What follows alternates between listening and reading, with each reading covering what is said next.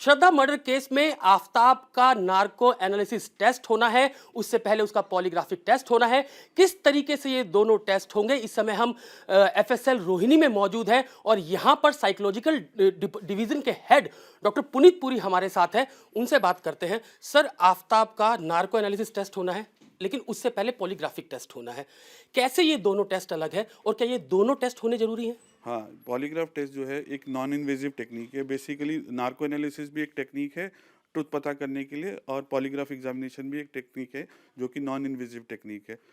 Narco test के अंदर जो है हम मेडिसिन इंड्यूस करते हैं किसी की बॉडी में, तो और उसके बाद उसको ट्रांसलेट में लेके जाते हैं बेसिकली। और पॉलीग्राफ टेस्ट जो है वो नॉन इन्वेजिव टेक्निक है जिसमें हम उसके बॉडी के सारे पैरामीटर्स को मेज़र करते हैं क्वेश्चनियर्स के दौरान, और उसमें देखते हैं कि वो कौन कौन सी इन्फॉर्मेशन जो है कंसील कर रहा है, और जहाँ कंसील कर रहा होता है वो हमें नार्को में हेल्प मिलती है उसको रिवील करने में। सर, आफताब को कोर्ट से कंसेंट उसने दे दिया पॉलीग्राफिक टेस्ट के लिए भी, और दे दिया। अब सपोज करें कोर्ट में उसको उसने कंसेंट दे दिया और कोर्ट से परमिशन मिल गई उसका पॉलीग्राफिक टेस्ट के लिए। नार्को टेस्ट के लिए पहले ही परमिशन दी जा चुकी है। जब वो एफएसएल में पहुंचता है पॉलीग्राफिक टेस्ट के लिए, तो शुरुआत आप लोग कैसे करते हैं? किस तरीके से टेस्ट शुरू होता है? पॉलीग्राफिक टेस्ट की मैं बात कर रहा हूँ। पॉलीग्राफिक टेस्ट जो है उसका हम पहले आईओ के साथ हम एक हमारी बैठक होती है जिसमें हम पूरा केस का बारे में उससे जिक्र करते हैं। उसके बाद हम सब्जेक्ट का प्री टेस्ट इंटरव्यू करते हैं। प्री टेस्ट इंटरव्यू में उससे क्वेश्चन पूछे जाते हैं सारे, और उसके बाद उसका पॉलीग्राफ एग्जामिनेशन होता है next day.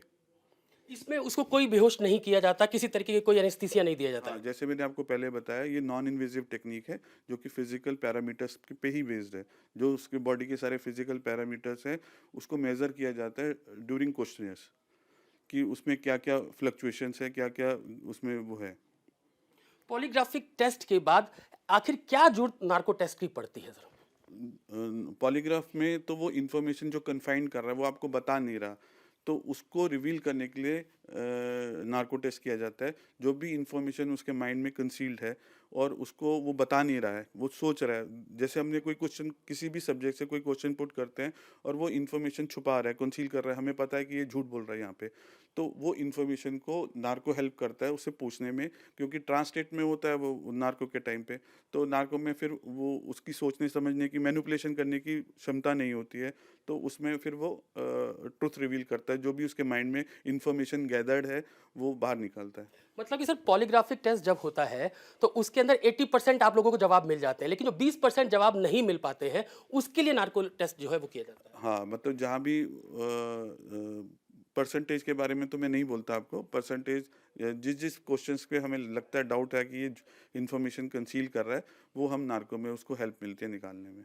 Sir, narco test में हमने देखा कि कई वीडियोस इस तरीके के हैं, जब नार्को टेस्ट किया जाता है तो बाकायदा जो जिसका टेस्ट होता है तो गाल पे हल्के हल्के जो है वो डॉक्टर्स या आप लोगों की टीम जो है वो पुश करती है उसके गालों पर। तो ये किस लिए होता है? जिसे लोग समझते हैं कि जैसे उसके गाल पे तमाचे मारे जा रहे हो। नहीं, ये क्या होता है कि वो ट्रांस स्टेट में होता है, उसको ड्राउजीनेस होता है, तो उसमें पेशेंट कोशिश करता है सोने की, तो उसको सोने ना देने के लिए, उसको जगाने के लिए उसको थोड़ा थोड़ा हिलाया जाता है। जो एफएसएल है यहाँ पे पॉलीग्राफिक टेस्ट होगा और उसके बाद नार्को टेस्ट जो है वो भीमराव अंबेडकर अस्पताल में किया जाएगा। कैमरामैन रोहित चौधरी के साथ अतुल भाटिया, इंडिया टीवी, दिल्ली।